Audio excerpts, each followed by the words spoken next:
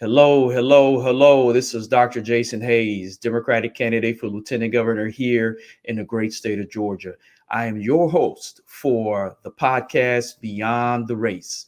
And today we're going to talk about a topic that has been trending over the last 2 years. It's the prison industrial complex. When I first heard about the term prison industrial complex, essentially I was an eager student in college. And I said, well, what is this? What is the prison industrial complex? Is it related to the military industrial complex? When you do a deep dive and you look up the definition of the prison industrial complex, you find out it's an arena between the prison system and also private corporations or private entities. Private corporations, they use the prison system for labor. If you think about it, I'm sure many of you have heard the stories. You get incarcerated, you go to jail, you have people making license plates and different things for the prison, but really they're making products for corporations.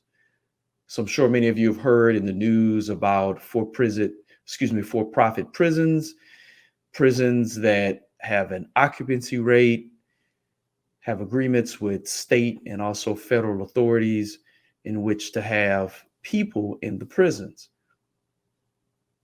Many of us feel like the prison industrial complex have hurt many of us in the Black community, especially with the 1994 passage of this mass incarceration bill.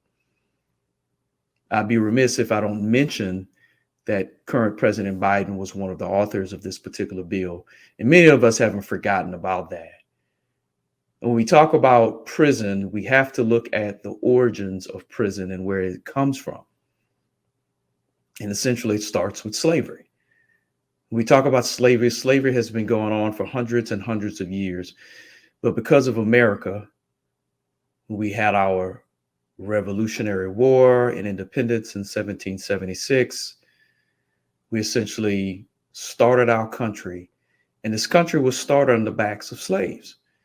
When you think about slaves, many of you say, hey, people that came from Africa, West Africa in particular, they were involved with the transatlantic slave trade with many other countries from England, France, Spain, all types of countries, including Portugal. And this is how slaves came over to the United States of America. Well, now research has come out and shown that there were people already here, indigenous people with Negroid features, and particularly in the southeastern part of the United States. Nevertheless, when the United States decided, after we had 13 colonies that become states and had its own westward expansion, slavery was still big business. Many of those who are the indigenous Niji have their own farms, their own land. Tenant farmers came on board, took out deeds to the land, aided by the government.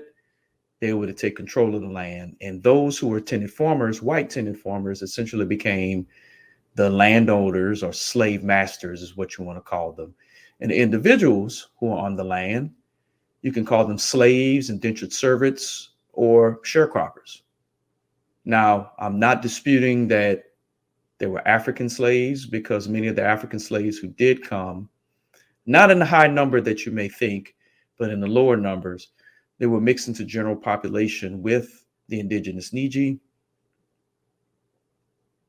Names changed from slaves they were called to free people of color, Negroes,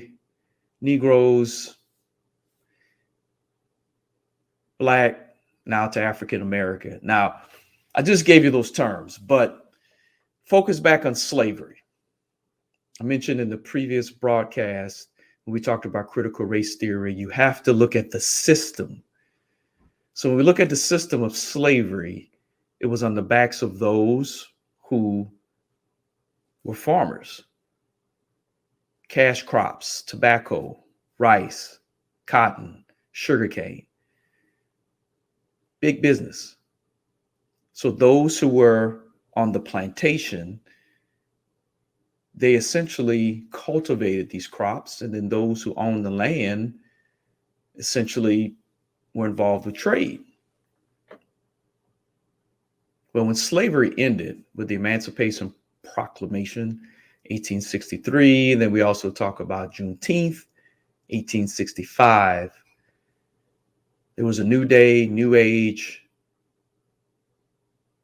Those who were slaves or those who had their contracts with these particular organizations, plantations, whether if you want to call the plantations corporations, whether if you want to call the slaves or indentured servers or the individuals who you want to call workers, they were free from those jobs. Well, think about it. Those who had the skills were able to profit and do well with their own businesses. They were able to start their own towns, Oscarville. We even talked about Greenwood District, Black Wall Street, Durham, North Carolina, many bustling Black towns. So the concern came with these organizations. What are they going to do for labor? How do they get their labor back? With the passage of the 13th Amendment, essentially outlawed slavery, except if you committed a crime and became property of the state, then you became a slave again. So now, hopefully, we're generating thought processes and mindset. So how do these businesses or former slave masters or slave owners, how do they get their workforce back? Laws, vagrancy laws. If you didn't have a job, you essentially got arrested. Minor infractions got you arrested, thrown into prison, and guess what? Those organizations, those slave masters who didn't have their workers, they get their workers back. I want you guys to look up the Devil's Punch Bowl in Mississippi. It's one of those prisons.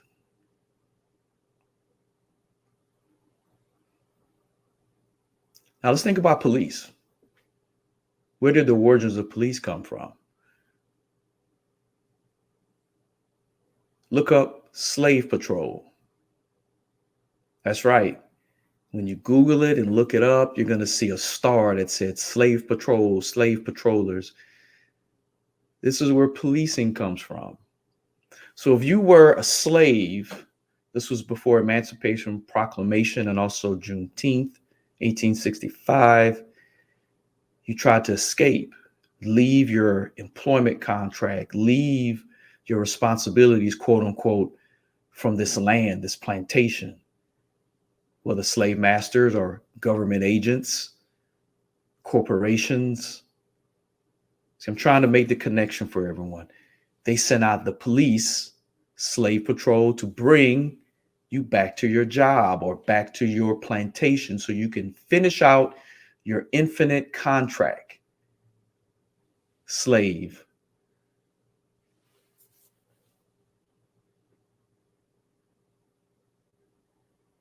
So let's fast forward this. Vagrancy laws. If you're a Black person, you're in a bustling town. If something happened to a white woman, remember I talked about the myth, blame the Black man, get arrested, thrown into prison. That's right. Laws created to create a workforce. So let's fast forward this. We're going from Reconstruction to post-Reconstruction era. We're turning around from the 19th century to 20th century, 1900s. Jim Crow is creeping in. So we have segregation. We have the white part of town, the Black part of town. Black communities doing well, still seen as a threat. Jim Crow laws, you cannot drink from the white fountains. You can't eat at the white restaurants. If you do these things, you get arrested, prison. So let's fast forward. Civil rights. Civil rights does a great thing with integration, rights for quote unquote colored people. Remember, name change. So we went from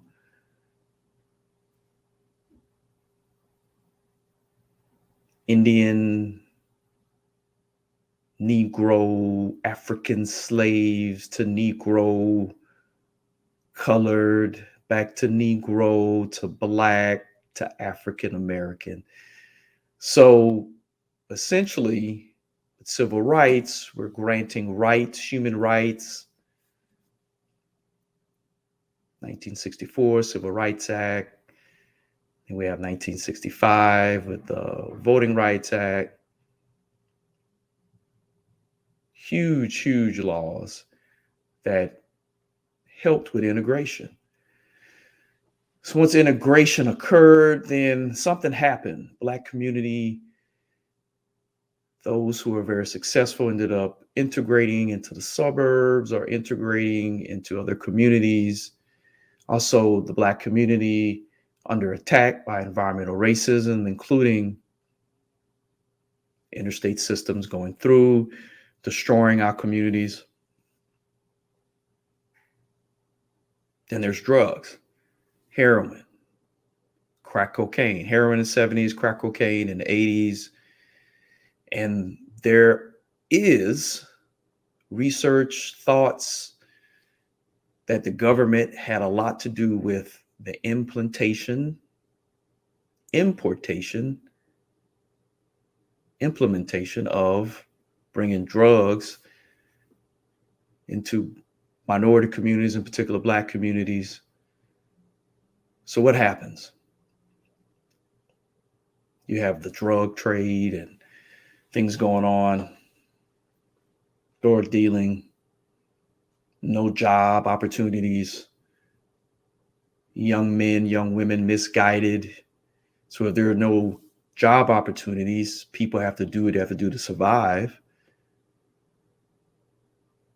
So there's drug abuse. There's also mental health issues when you're dealing with PTSD, that's post-traumatic stress disorder, in our communities. So what ends up happening? The war on drugs, gangs, the war on gangs. So urban communities, Los Angeles, Detroit, Houston, New Orleans, Atlanta, New York, laws created. The 1984 tough on crime law, that's during the Reagan era. That was before three strikes, but very similar. What ends up happening?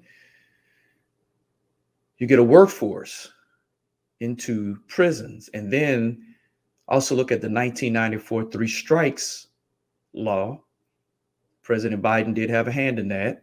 The Clintons did have a hand in that. This was under President Clinton. Mass incarceration. Now, there will be some people that will say, well, hey, that didn't occur. But listen, the truth of the matter is this. Many prisons were created. And when this happened, you saw a spike in Black men being arrested, put in jail. Now, Bill Clinton, Hillary Clinton, Joe Biden locked the SOBs up. Comments like super predators from Hillary Clinton and Bill Clinton, put them in jail. Those laws hurt many in the Black community, especially when we're dealing with crack cocaine. There were cocaine laws or crack cocaine laws in which the disparity between how many grams of crack cocaine versus how many grams of pure cocaine is seen. You can look this up.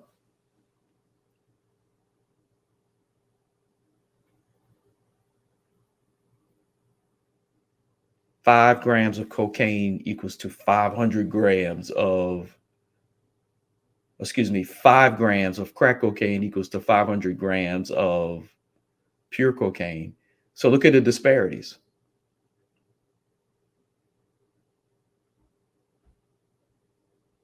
the people likely to have crack cocaine, because crack cocaine is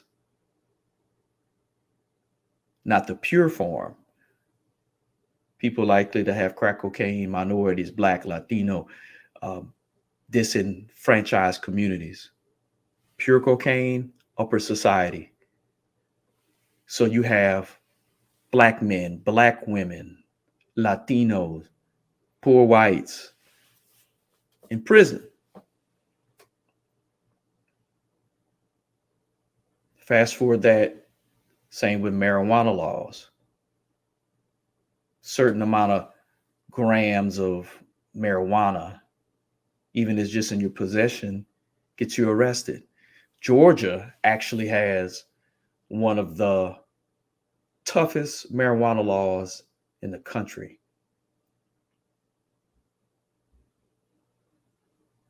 Just recently, under Governor Nathan Deal, former Governor Nathan Deal, they looked at THC or marijuana. THC, that's one of the ingredients of marijuana, as being used for medicinal purposes, especially for children who have epilepsy and even uncontrolled epileptics. So that was the first start.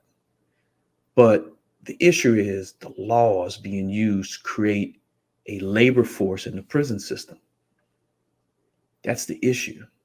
So when you look at the prison industrial complex, we talked about the marriage between the prison system and corporate America.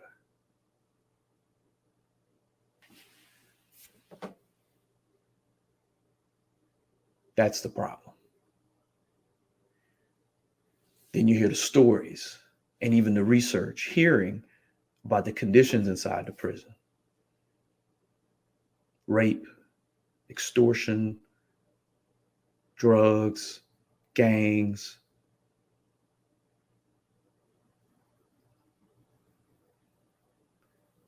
People coming out of prison without skills,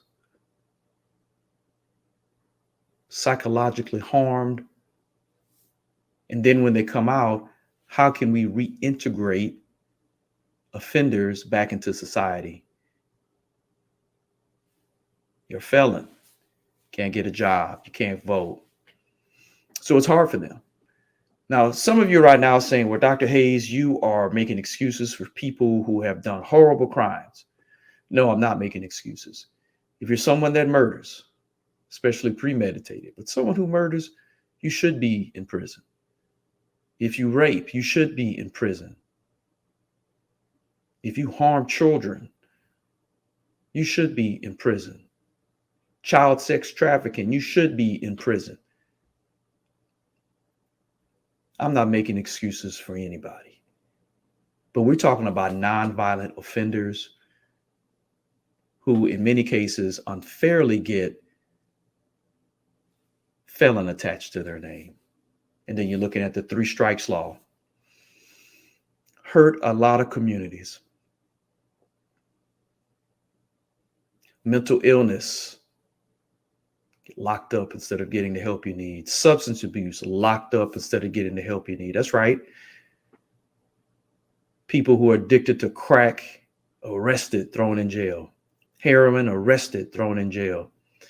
But just recently, there have been a more public health look at addiction to pills and heroin, because now it's infiltrated the suburbs or white majority areas. So now all of a sudden it's become an illness.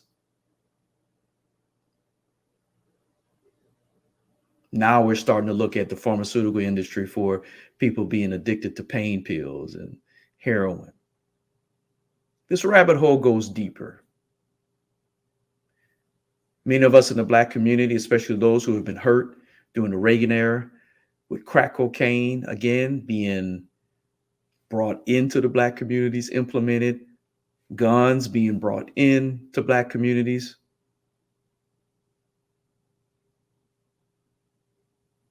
Young people have to understand this very clearly. They will give you the tools to destroy yourself.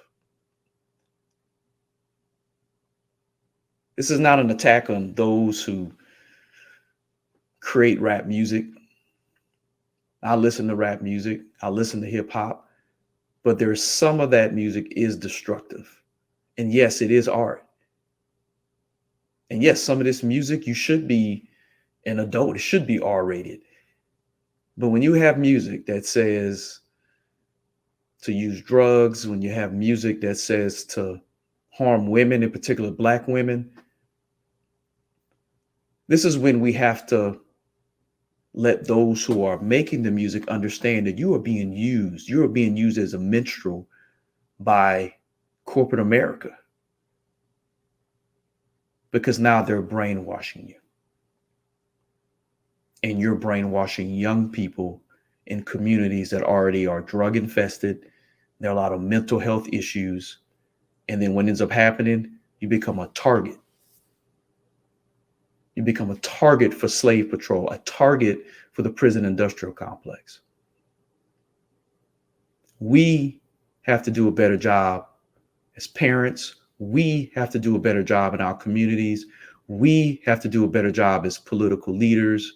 We have to do a better job. We cannot let people destroy us. We cannot let people give us the tools to destroy ourselves. We have to be in command. This is one of the reasons why I'm running for office. This is one of the reasons why I'm involved with organizations like the 100 Black Men. We have to take command. Now, let's talk about, now we're still talking about prison industrial complex. You know, there's a lot of Black males. Matter of fact, I want to quote or bring us some statistics.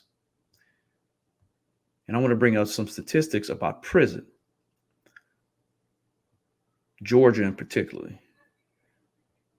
So there's a website that I went to called prisonpolicy.org, and it talked about rates of imprisonment has grown dramatically in the last 40 years.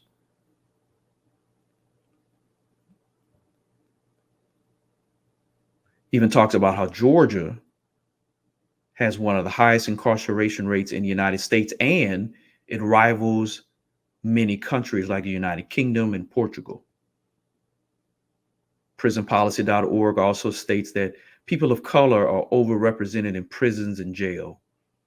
And there has been an increase in people of color, and particularly Black men, being incarcerated. So the question again is why? Why does this happen? Again, we talked about the destruction of Black communities, drugs, gangs, guns. But let's talk about the school system, the school to prison pipeline. I mentioned organizations like the 100 Black Men. We're there to help because sometimes young men and young women, they're in difficult situations in their home. When you are wanting to destroy a people, you destroy the family unit. So the family unit's been destroyed or is in the process of being destroyed. So if you don't have jobs and you need housing, Section 8, sometimes, in many cases, actually, when it first started with Section 8, the man couldn't be in the home. Those things, those policies destroyed the family unit. So we look at this and we also talk about mental health, substance abuse, the incarceration of the Black man. So when you don't have the family unit, you have a lot of single parent homes. So when children go to school, they're bearing a lot of the weight of this. Domestic violence issues. So when children go to school, sometimes they act out. Maybe they didn't have something to eat that morning, like breakfast. So instead of the school system looking at the social construct, the situation that's occurring, what do? They stick young Black boys and young Black girls, but mostly young Black boys, in special education, label them ADD or ADHD, and those labels stick to these children and they get labeled going through the system. And then before you know it, we have young Black boys who don't have any skills. They're labeled ADHD, ADHD. Now, I'm not saying that some of the children aren't, but when you start sticking labels on children, sometimes they start to believe that something is wrong with them. So if you don't have a skill set, then what ends up happening? The streets, gangs, drugs. And if you're dealing with the situation at home, how do you make a living? Arrests by slave patrol police, in jail. Workforce for prison industrial complex. Same thing with Black young girls. Same thing can apply to them. They're labeled, can't work. What ends up happening? No skills. They use their bodies. Prostitution, drugs, arrests, prison. Prison industrial complex, labor force for the prison industrial complex. Same thing with immigrants. Contrary to popular belief, immigrants come to the United States for a better life. Many want to become citizens, but because of the system here is broken, and I believe that the system is broken by design, they're here to work, they do jobs, migrant workers as well. So what happens? They're being paid by these companies for labor. And then when things go wrong, these companies turn their head, call ICE, get arrested. And what happens? Detention center, prison, labor again, prison industrial complex.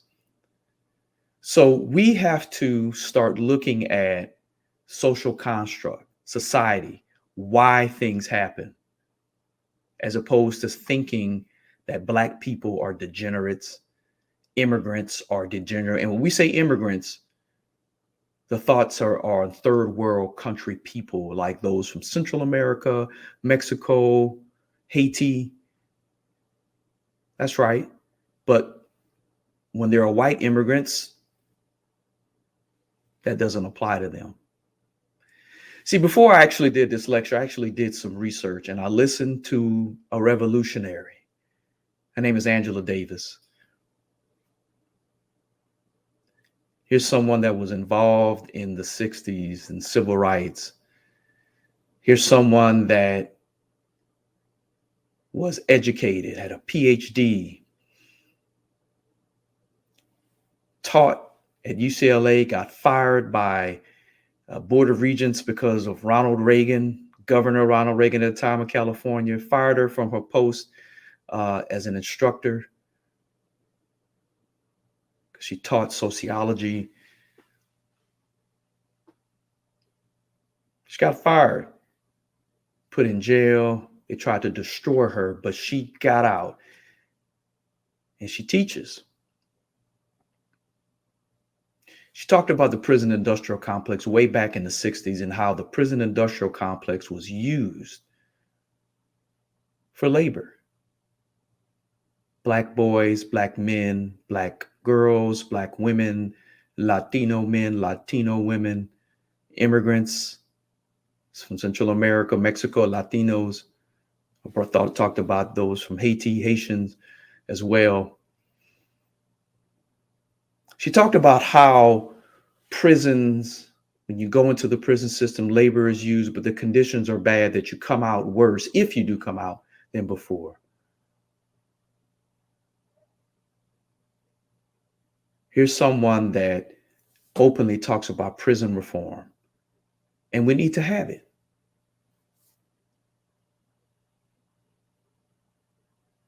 Not only do we need prison reform, but we need in prison reform, we need to have mental health specialists there, substance abuse specialists, and I'm not going to criticize the prison system all the way because there are changes that are being made.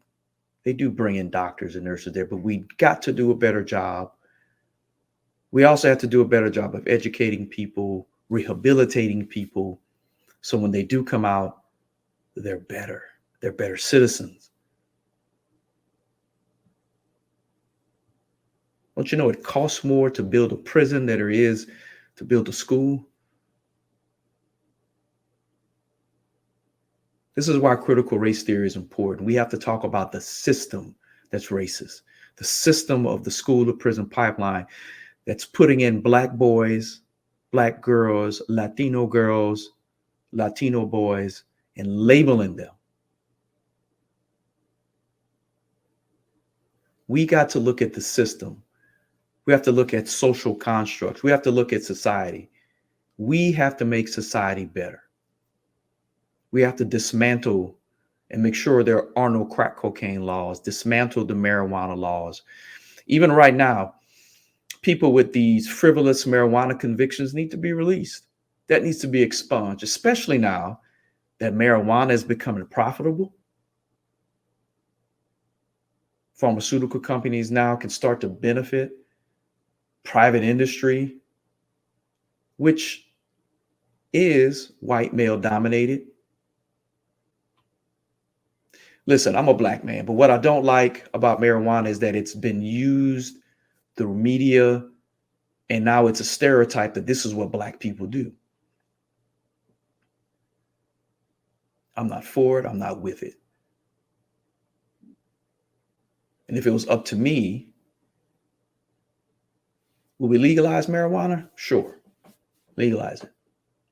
Can it be used for medical? Sure. Now, I won't be prescribing it because I don't want to be affiliated with it. Now, that should be monitored. DEA, I'm fine with that because I have a brother who's an epileptic. People who have epilepsy, this can help you. People with glaucoma, this can help you. But to arrest people, use them for the prison industrial complex, I'm against it. So what I would definitely be for, organizations that want to start their own marijuana farms, you want to sell THC, we are going to tax you. And when we use those dollars to help rehabilitate communities that have been destroyed, especially marginalized communities, Black and brown people, immigrant communities, we are going to tax you. That is right. Again, now all of a sudden, marijuana, we need to push for legalization so you can profit off of it. No, sir. No, ma'am. We will tax you. And I will be aggressive about pushing for that. And I also will be aggressive about pushing for prison reform. I'm a doctor. Healing is what I do. We have to heal people. Those who are going into the prisons, we have to heal them mentally, physically, emotionally, spiritually.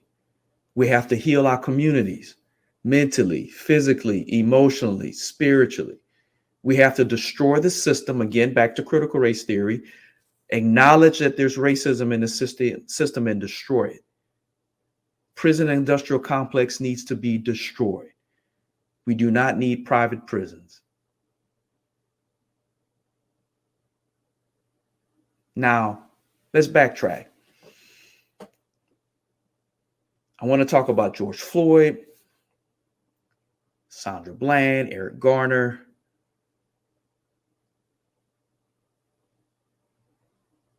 Tamar Rice, individuals who have been victims of this slave patrol police war.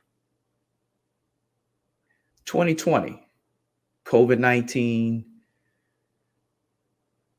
Ahmaud Arbery hunted by a former police officer and his son and his sadistic friend. Those folks are in jail. George Floyd, killed in broad daylight by slave patrol, police officers, by a race soldier, a white supremacist, killed them in broad daylight. And if it wasn't for this courageous young lady who videotaped it, we wouldn't even know. And then the other three that were there, indoctrinated in the system. When we talk about Black Lives Matter, first I'll say this, I'm not affiliated with Black Lives Matter, but what I am for is Black Lives Matter. My life matters. My people's life matters. Those of you who come out and say all lives matter, okay, we get it.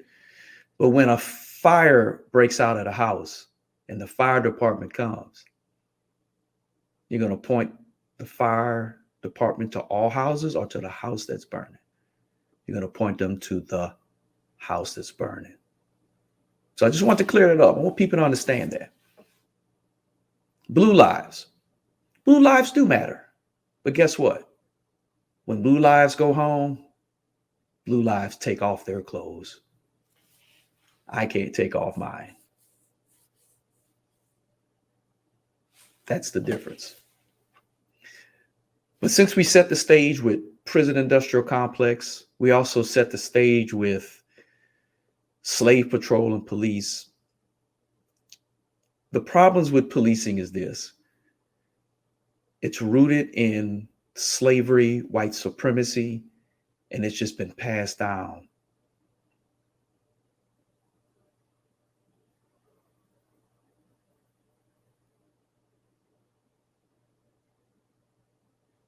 We can't have this. We cannot be in fear of the police, and the police cannot be bullies. This is not an attack on police officers, because guess what? I truly believe that there are people who really want to make a difference. They really do want to serve and protect. But then when they get there, low pay, stress, outdated department policies like chokeholds, and a culture that says Black men, Black women, Latino men, Latino women, quote unquote, illegal immigrants are the target. My brother-in-law is a state trooper. We worry about him. We do. He's a Black man. So I don't want anyone sitting up here thinking I'm bashing police. And there are many Black people, men and women, Latino men and women, who are police officers as well. And actually, they have the hardest because they have to deal with a racist institution within the police departments and then go out on the street and have to deal with the stigma that all cops are bad. They have the hardest. So the question is, what do we do? How do we change things? First and foremost, I'm going to say this: defunding police, wrong answer. That is the worst thing that you can do, is say defund the police, because guess what? They're already operating at a deficit. It's a public service. They go out, they deal with domestic violence all the time, mental health issues with people. They do deal with drug dealers. They do deal with violence. Their lives are on the line every day. So the question is, how do we make policing better for everybody? First and foremost, I mentioned something. Labels do matter. I mentioned before, when we label children in special education,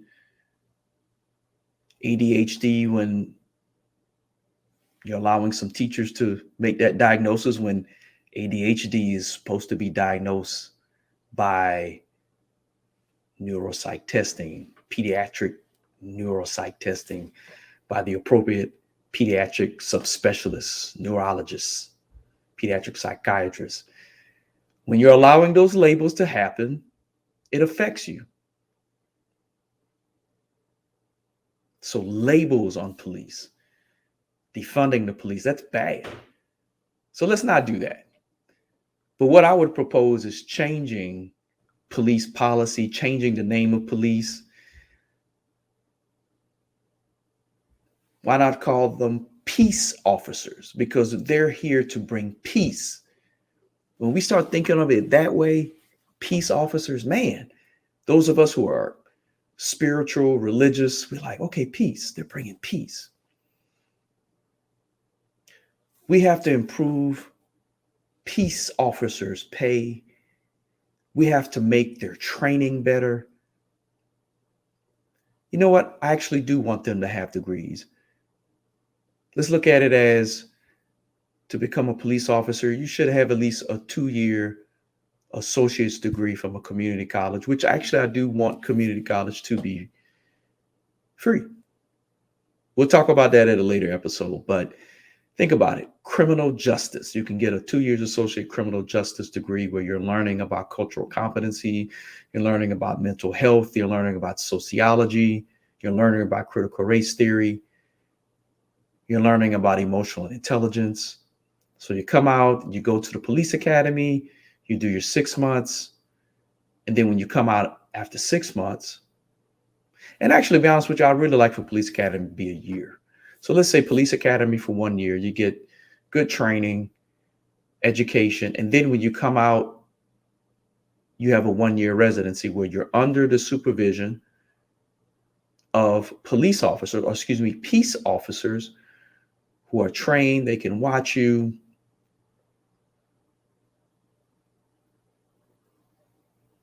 And then you graduate from there and become full-fledged police or peace officers.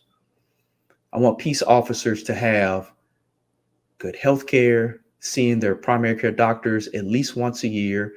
If you have a chronic disease, obviously you follow those guidelines, diabetes, high blood pressure. I want peace officers assigned a mental health therapist that they check in with at the minimum every 3 to 6 months because their jobs are hard. Post-traumatic stress disorder, anxiety, depression. Some people may have predispositions or actually may have mental health issues themselves, and the stress on the job can make it come out. If their disease process warrants seeing a psychiatrist, have them see psychiatrists. Because if a peace officer is not mentally equipped to handle the job, then maybe they should not be out there on the streets attempting to enforce laws. We have got to do that for them. And also, we have got to bring in mental health specialists to be involved. We need them making the decisions. When a family member calls the police or peace officers and the peace officers come out, the peace officers training says, hey, this person's had a mental health issue. Mental health specialists come out and with the assistance of peace officers can help negotiate, get that person down. If you have to bring in the ambulance. I'm a doctor, so I'm going to do some doctor talk. If the person needs Haldol, we can give it to them, calm them down, bring them to the emergency room to get ruled out from having any organic etiology. And I'm saying organic, was the person having situations with their diabetes? Maybe their electrolytes are off. Maybe they're under the influence of alcohol or a drug. Get that ruled out, or an infection, meningitis, maybe a tumor. So once that's ruled out, then we bring in psychiatry and we get people the help they need if they need a psychiatric hold. This way we save a life. We save the person who is having the psychiatric problem. We save their lives. We save the mental health specialist lives. We save the police officer lives. We save lives this way. But we're going to need forward-thinking political leaders.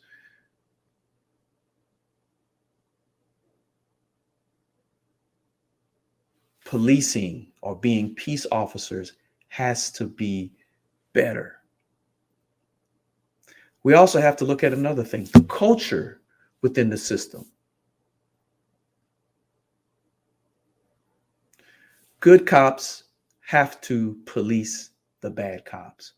If they're doing wrong, they need to be corrected, and we need to protect the good officers. We cannot have a culture within policing in which it's okay to be a race soldier or a racist, or it's okay to do chokeholds. We have got to allow good cops to police bad cops.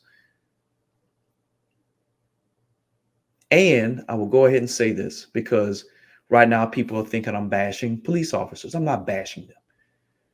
But we have got to get a hold of these unions. Police unions with ideologies that's been going down from slave patrol on down.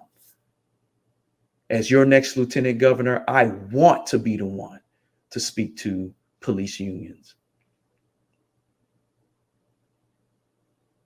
In Georgia, outside of Georgia, because we have got to sit down and negotiate deals to make sure that policing is better. And also the last piece of this, malpractice insurance. We may not know if a police officer is a racist or has a stereotype. We may not know if they're a bigot. But guess what? If they care about their job and they care about their ability to provide for their family, they're going to follow procedure. Because if you don't, and you have third-party administered malpractice insurance, guess what?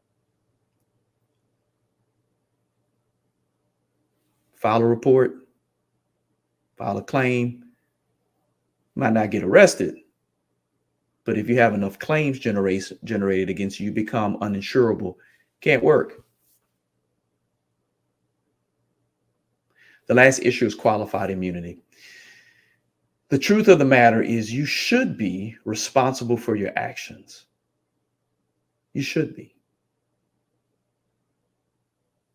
As a physician, I am in one of the most highly regulated fields. If I make a mistake, I could lose my job. If a surgeon makes a mistake, in some cases, assault and battery, to kill someone, murder. There have been cases of this. So qualified immunity should be removed, and people need to be responsible. We have got to change how policing is done. We have got to do it. Now, the last thing I want to talk about is my own personal experiences dealing with the police. I'm a doctor, never been arrested, never been in jail. As a matter of fact, every time if I got a job anywhere or get credentialing with a hospital, my background is checked. It's checked by GBI, TBI, Georgia Bureau of Investigation, Tennessee Bureau of Investigation, Louisiana Bureau of Investigation, Texas Bureau of Investigation, all of that. I have 4 state licenses. So my background is clean. When I was 19 years old, I had an experience where I was speeding. 19 years old, had a car, was speeding. Got pulled over by a state trooper. And hey, I'm expecting to get a ticket. State trooper asked me to get out the car. He has to search my car. And then when I come out the car, he makes this, in my opinion, a racist comment saying, "What dance are you doing?" Looks in my eyes and says, "Your eyes are red. You must be smoking weed."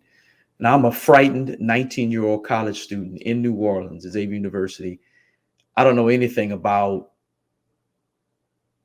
my constitutional rights. Fourth Amendment, protect yourself against illegal search and seizure, and the Fifth Amendment, right to remain silent. Didn't know anything about that. So this guy searches my car, finally gives me a ticket and says, "Well, I could have brought you into jail." So here I'm a young person. I don't know too much, but I did know what he did was wrong. So wrote a letter, brought it to state trooper office, explained the situation. I'm a college student. I was speeding, but I was treated wrong. Told my mom about it. She brought it to district attorney, this letter. So we got it expunged and filed a complaint. So that was my really first incident dealing with, in my opinion, police misconduct. Now, some people out there would say, "Well, hey, Dr. Hayes, you shouldn't have been speeding." What did you do? Okay, I was speeding. Give me the ticket. Let's deal with it in court. But did I warrant having illegal search and seizure of my car? Did I warrant having those comments made to me, assuming because I'm black that I smoke marijuana? Did I need to have those comments made to me that I was dancing? See, those of us who understands how black people are treated in the media as being minstrels, they think that we're singers and dancers or athletes, smoke marijuana. We're more than that. So this cop clearly had a bigoted mindset. Was he a racist? I would say so. So let's fast forward. Let's fast forward to 2014, and we had a situation with Michael Brown. He was shot by a police officer in right outside of St. Louis, and in this town right outside of St. Louis. And believe it or not, 3 days prior to this, I was pulled over by police. Again, this time I'm a doctor. I'm degreed, Bachelor of Science in Chemistry, Master's of Science in Public Health, medical degree, board certified, internal medicine, fellow American College of Physicians. So had a house in Jackson, Tennessee, where I lived, and I checked on the house. So I'm coming back to the Atlanta Metro. I just bought a brand new car, and I am driving. And if those who know where the University of the South is, right outside of Chattanooga, Jasper, Tennessee, there's a incline and a decline off around like Lookout Mountain, beautiful scenery. If you're driving down that area, when you're going down a decline is what I like to say. I mean, your car is going to go a little faster. I mean, that's just physics. Nevertheless, I get pulled over. Didn't realize it. I was listening to music. So state trooper pulls me over. He's a part of the K9 unit. So he asked, so did you know how fast you were going? I said, well, officer, I really didn't know. But I mean, I'm coming down a decline. So the guy makes a comment, well, this fancy car, you should know. So I said, okay. Well, sir, what did you clock me as? Oh, I paced you. So pacing, if you don't know, is a method used by police. They're taught this to determine what your speed is. Now, it's very subjective. So in my opinion, the police officer would have had a hard time proving this. So nonetheless, he says I'm speeding. So he asks, do I have any weapons in the car? Well, I'm a licensed handgun carrier. So I had my handgun. So I told him, I said, yes, well, my handgun's in the glove compartment. So first mistake that the police officer did was ask me to give it to him. And I understand it. I understand they need to feel safe. But the mistake was if I had given it to him, he may have shot me, he may have killed me. So I'd say, well, no, officer, you can get it yourself. So I directed him to where it was. Nevertheless, got out the car. This guy's doing his job, runs my plates. Now, remind you, I'm in Tennessee. Mentioned before, I'm a doctor, board certified. Every time I get hospital privileges, get a job, I checked by Tennessee Bureau of Investigation. Background's clean. So I'm talking to the police officer, and actually he seemed pretty cool at first. Say, hey, my brother-in-law's a state trooper. Oh, yeah. So we're talking to the guys running my plates.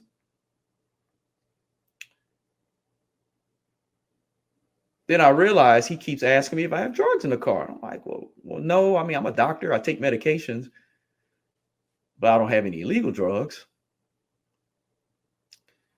That's when I knew something was wrong. He keeps asking me this question. Then he asks, and I search your car. So going back to my experience when I was 19, I said, well, no, I don't think that's necessary. Fourth Amendment rights protect from illegal search and seizure. Then after that, he becomes overzealous. Well, I have a K9. So I'm like, man, I said, oh my goodness, I can take him around your car. So I'm like, okay, doc, you need to protect your life now. So I just backed off and said, okay, takes the dog, lets him urinate. A lot of times they do that so the dog can have more focus. Then he brings the dog around my car. He sniffs it, scratches my car up, the dog. He's tugging on the dog to try to to make the dog think there's something in the car. Now, those of us who are attorneys, those of us who know the law, what the cop was trying to do was create something called probable cause. And if he had probable cause, that's why he was asking me those questions about drugs and shaking, pulling on the dog. It would give him reason to search my vehicle. Well, it didn't work. By then, I'm like, oh my God. So when he's done, he's like, well, I want to search you. By then, I'm like, Jason, your job is to go home. I let him. He patted me down on the side of the highway. So when it's done, I asked him, he gives me the ticket, asked him for his name, badge number,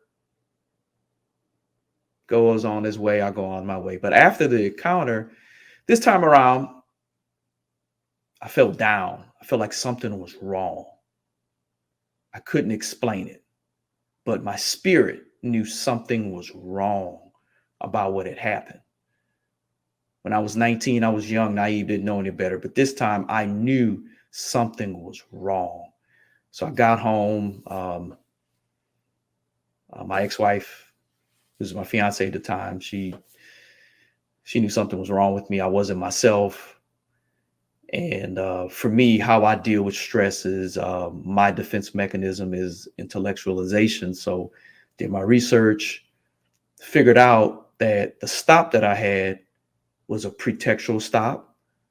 In other words, the cop or the state trooper that was part of K9 unit was out there looking for people who he maybe thought had drugs. So I got profiled, blackmail, new car, drugs, pretextual stop. So he was trying to evoke something called, again, I mentioned probable cause. So he wanted to search my vehicle. So I knew, again, Fourth Amendment rights. But when I started doing more research, then I got reminded about my Fifth Amendment rights.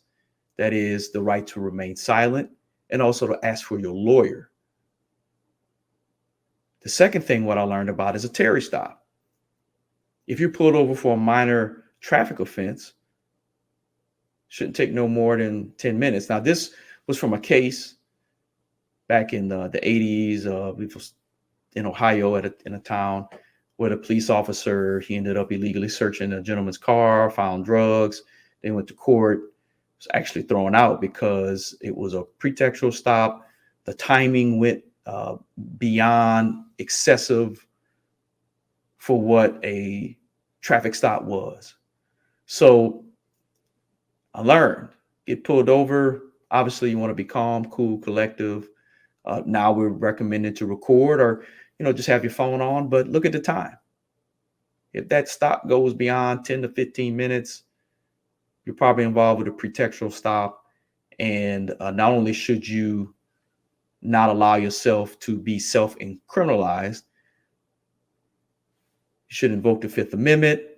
Don't say anything, ask for your lawyer. In addition, if they ask to search your car, invoke your Fourth Amendment rights. Now, I've had discussions with people over and over about this. Your goal is to get home alive. So if you forget about the Fourth Amendment, Fifth Amendment rights, who cares? But your life is more important.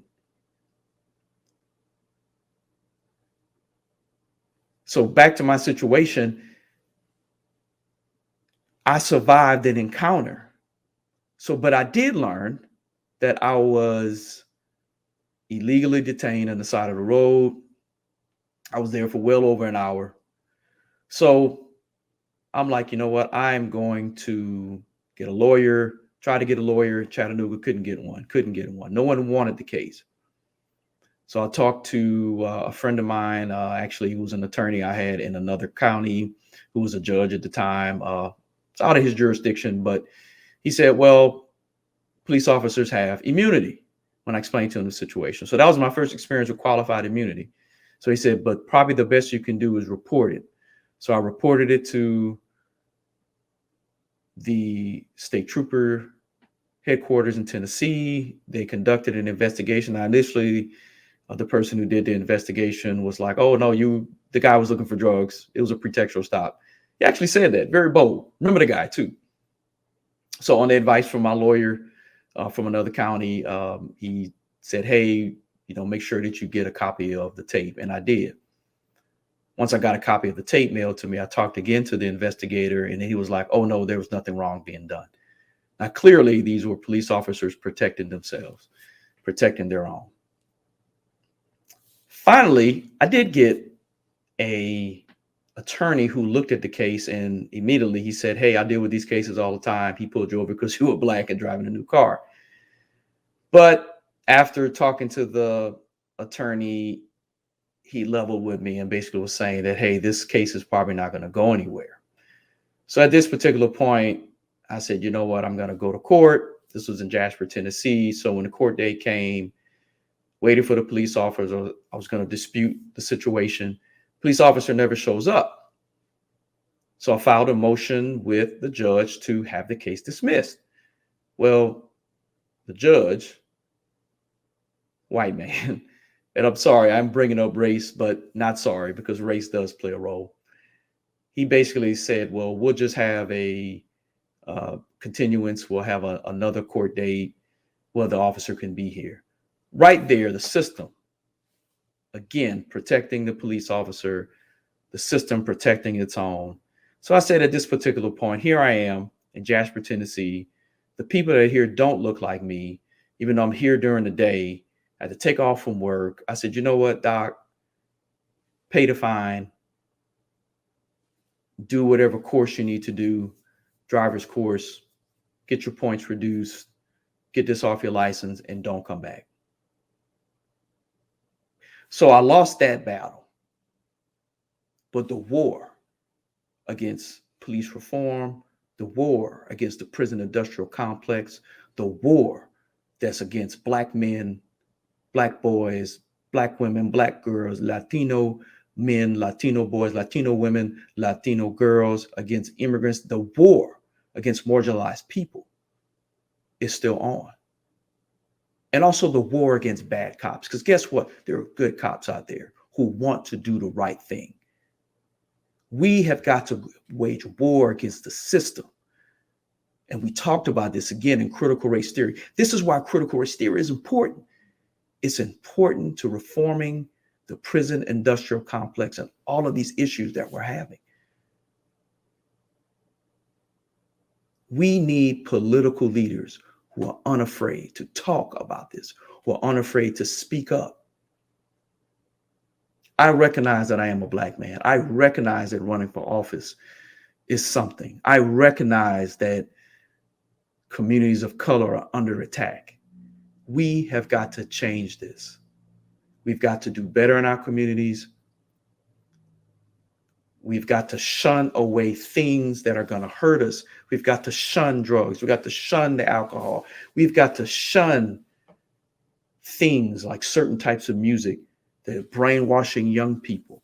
We've got to do a better job in our family units. We have to do a better job in our schools, in our communities. We have got to do a better job in electing good officials who will fight for the best interests of those in our communities. We have got to do a better job. That's right. And I said it here because there's some people right now who have constantly thrown in my face and other political leaders' face, what about black people doing X, Y, and Z? So I'm not shunning that responsibility. We have to do a better job. But guess what? You do too. You have to learn about critical race theory. You have to learn that the system is racist towards people of color and marginalized people, including poor whites. You have got to decide to look at yourself and decide that you want to change the system. You have got to decide that you want to help make communities better, job opportunities, making sure that small business ownership is a plus in underserved communities, making sure that we're teaching young people about emotional intelligence in school, make sure that we're teaching them about trade opportunities, make sure we're teaching them about practical finance, make sure that we're teaching them about opportunities at small business ownership. So when a young person says, well, doc, I don't want to go to college. They have an opportunity to use their skill in an emotionally intelligent way to start their own business, improve their communities, whether it's doing carpentry work, being an electrician, beautician, barber. And then we support them on the state level with a Georgia level small business association where we can help people with their business plans, help them be sustainable,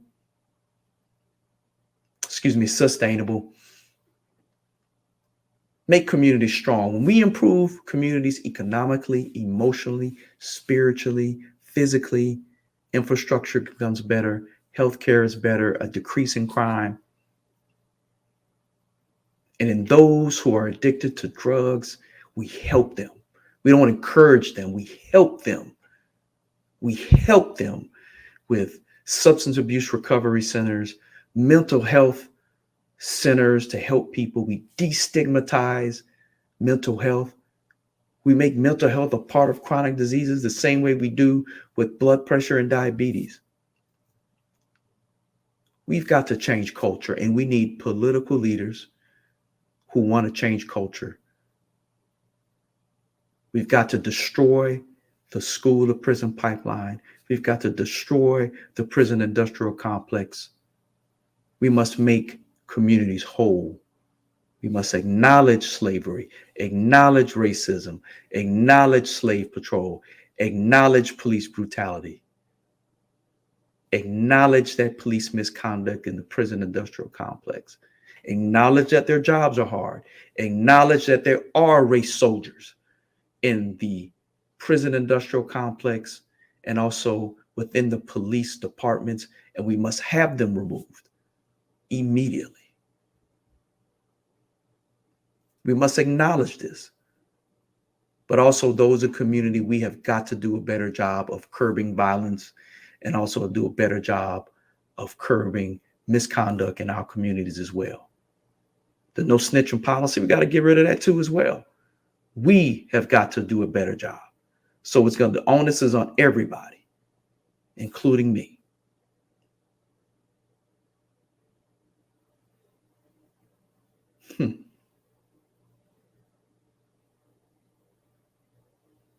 And one thing I would say,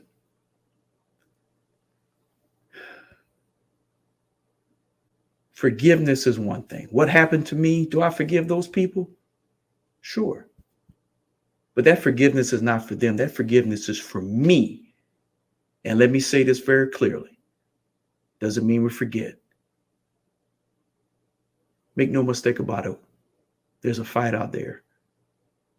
And we've got to make sure that we get racists out of the system and police soldiers, those race soldiers out of the system, and put good cops in position to do great things, help them with better training, better pay, better support with mental health specialists, make sure we put them in a better position to succeed with their own mental health, malpractice insurance, dismantle the prison industrial complex, no more private prisons, no more crack laws, no more marijuana laws, tax these marijuana companies, use those dollars to help fund communities of need, mental health, substance abuse recovery centers. As I close, I want to thank all of you for listening to this podcast. Thank you for allowing me to have a platform to talk to you about the issues that are at hand here in this country. This was a hard podcast for me because it brought up a lot of feelings that I had about what happened to me, what also happened to others like George Floyd, Sandra Bland. It's very hard. But I thank you for allowing me to talk about it. And I pray that we find the solutions and answers to these problems in this world. We can make this place better. Again, this is Dr. Jason Hayes, Democratic candidate for Lieutenant Governor. If you want to learn more about me, go to www.jasonhayes, jasonhays4ga.com. That's jasonhays4forga.com. And if you want to donate, there's a donation link on the right upper corner of the page. It'll take you to a donation page where it's safe and secure to put your donation there. And we take any amount. And also, if you want to get involved with the campaign, text Dr. Jason Hays to 90678. That's text Dr. Jason, Jason, Hayes, Hayes. Text Dr. Jason Hays to 90678. You'll be on our list. You'll get information about volunteering, information about donating, information about the campaign. Also, I do encourage you to go to our social media at Jason for Georgia on Facebook, at Jason for Georgia on Instagram, at Jason for Forga on Twitter, also at Jason for Georgia on TikTok, at Jason for Georgia on Snapchat, at Jason for Georgia on LinkedIn. You'll get updates about me, the campaign, and everything that we're looking to do here to make Georgia a better place for all people. Again, thank you for tuning in to Beyond the Race with your host, Dr. Jason Hays. Many blessings and Godspeed.